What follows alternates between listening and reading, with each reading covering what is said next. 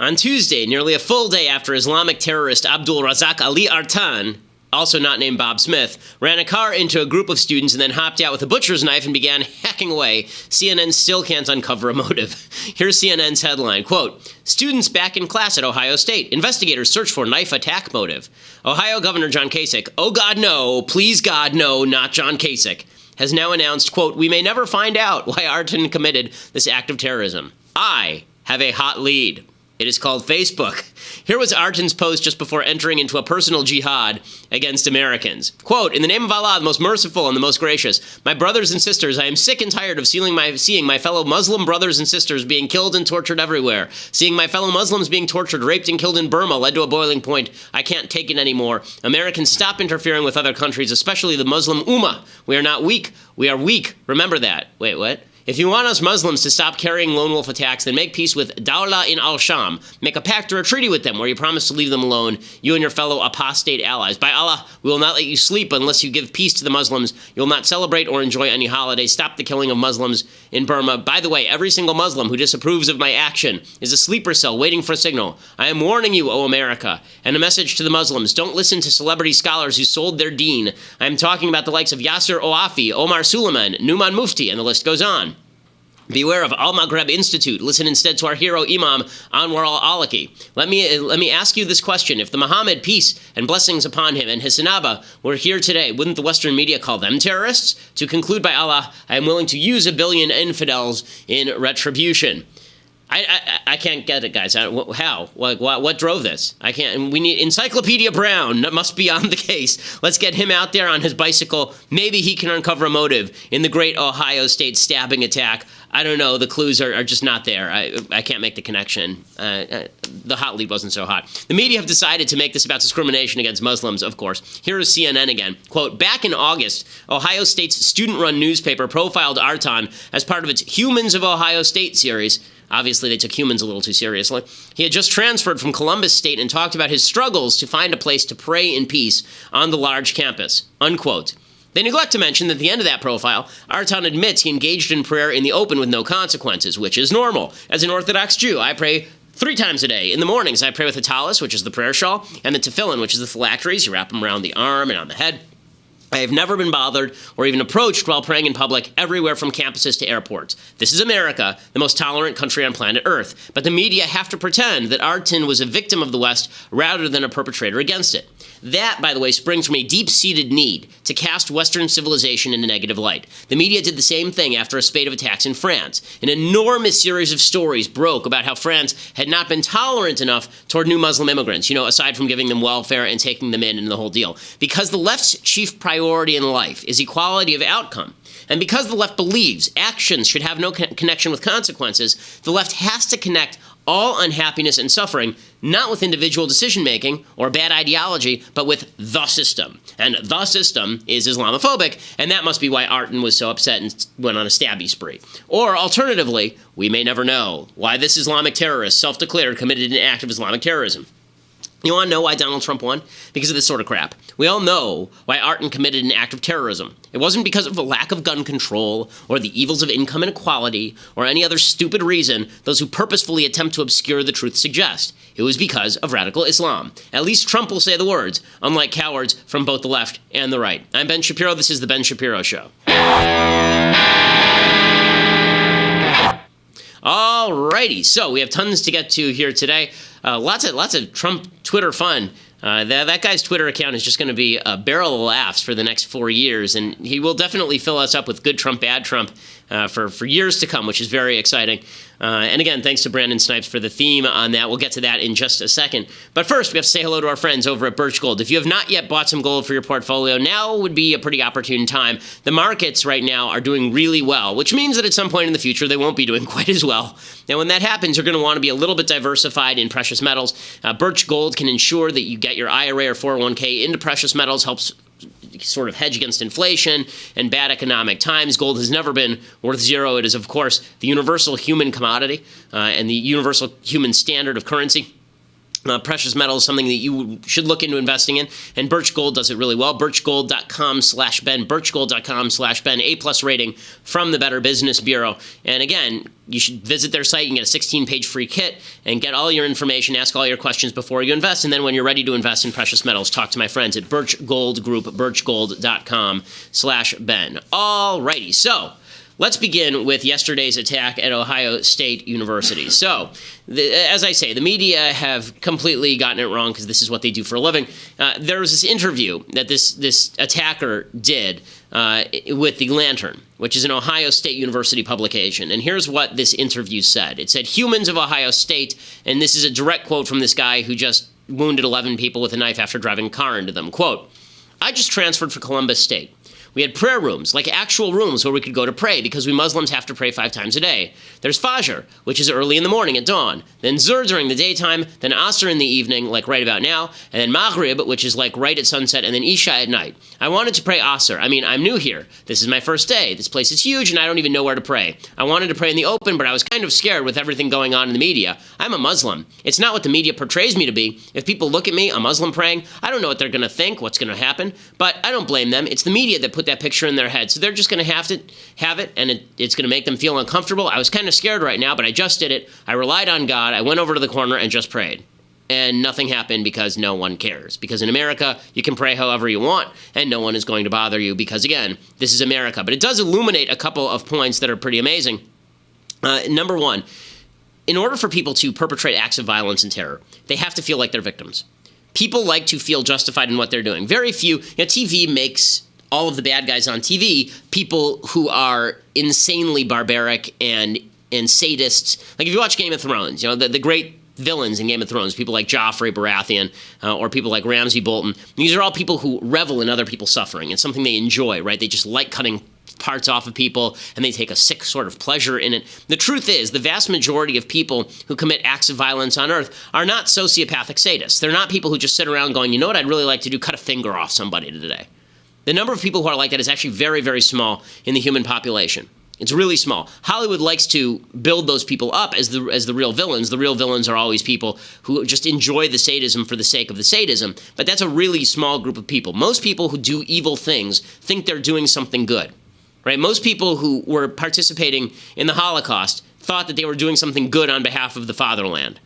Most people who participated in the mass killings in the Soviet Union, literally, people got so tired during the mass killings in the Soviet Union, the soldiers got so tired from holding their arm out to shoot people in the head that they actually had people on staff, masseuses on staff, who would massage the right arm and trigger finger of the people who were pulling the gun because they were murdering so many thousands of people at a time in the Soviet Union. Those people, they thought that they were heroes. They thought they were doing something good. Right? People always have to think they're doing something good. There's not a person who's alive who doesn't have a way to justify their actions. It's just the way the human brain works.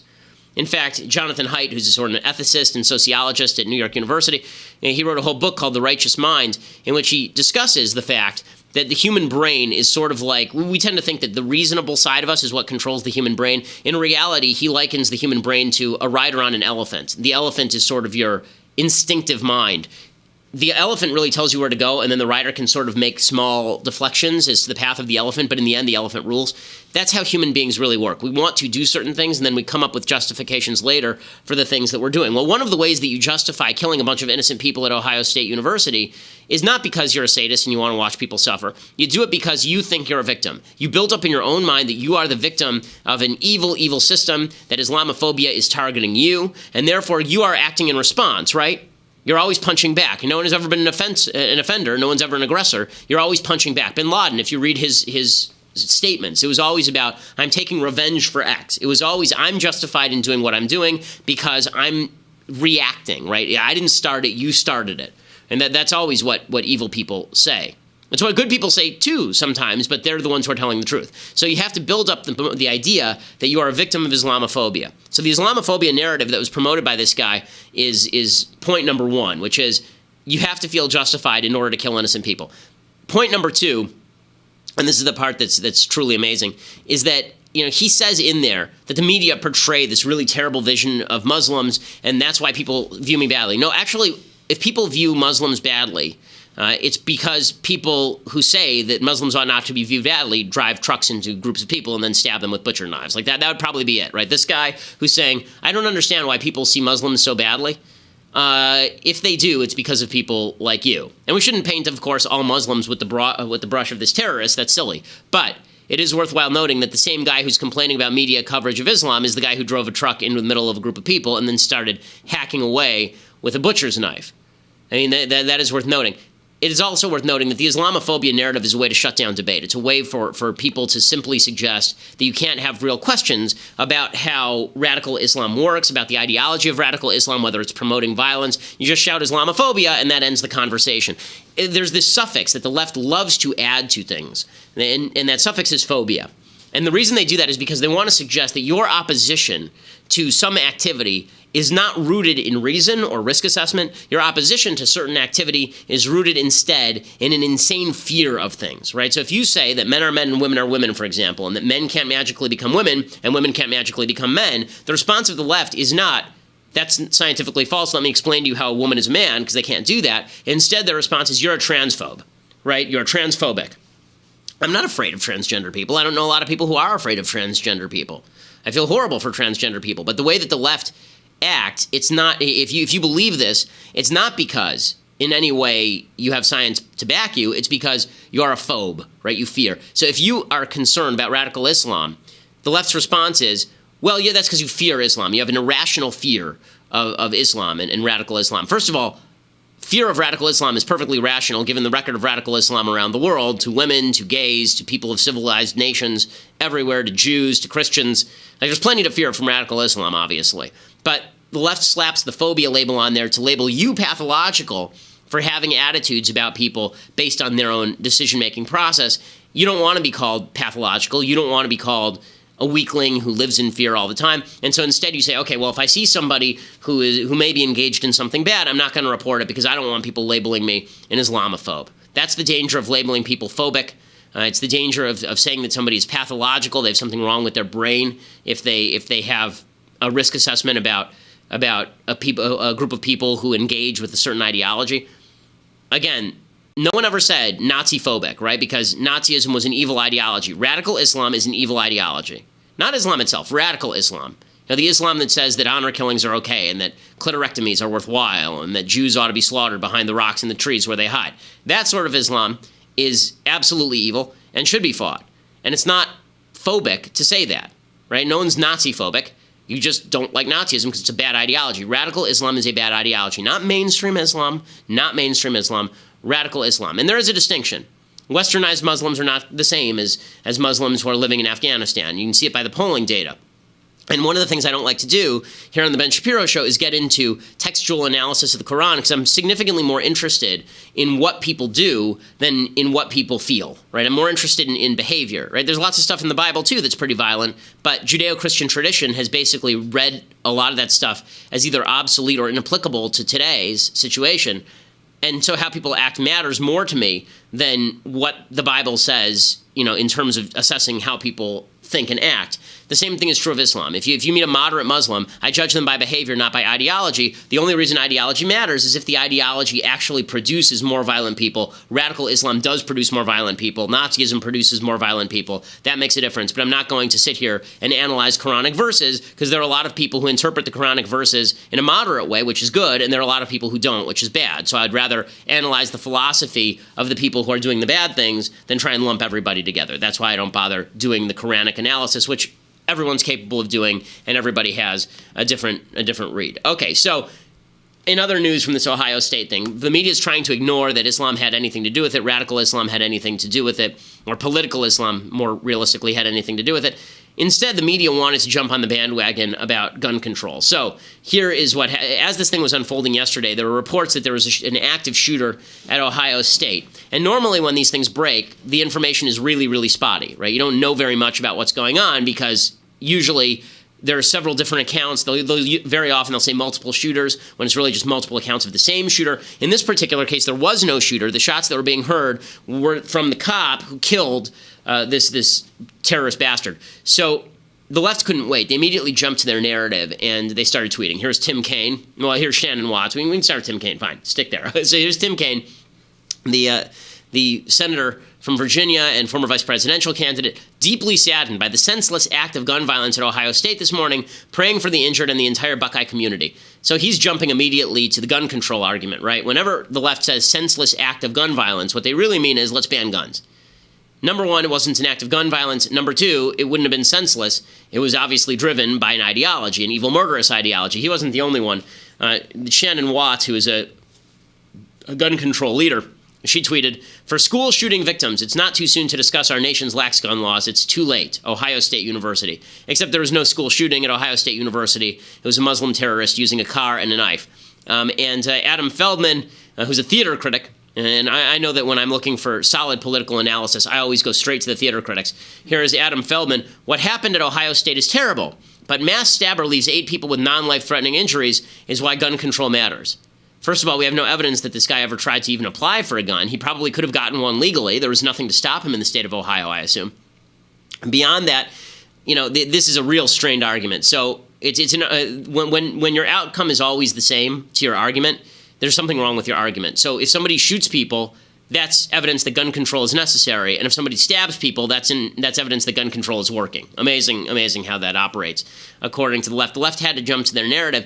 It's very funny. The left is talking a lot these days about fake news, this big fake news controversy, this idea that people were driven to their various political perspectives by news that confirms their bias. There's truth to this, but this is an example of how the left did it, right? So the reality is we're always looking for confirmation bias. It's one of the reasons why on this program I really strive to sort of give you what I think are the unbiased sets of facts. I make my perspective clear, but I'm going to tell you the truth whether it benefits me personally or not, right? I mean, during the entire election cycle, I was very critical of Donald Trump. That certainly didn't benefit me in any way. When it comes to his presidency, I'm going to call it like I see it.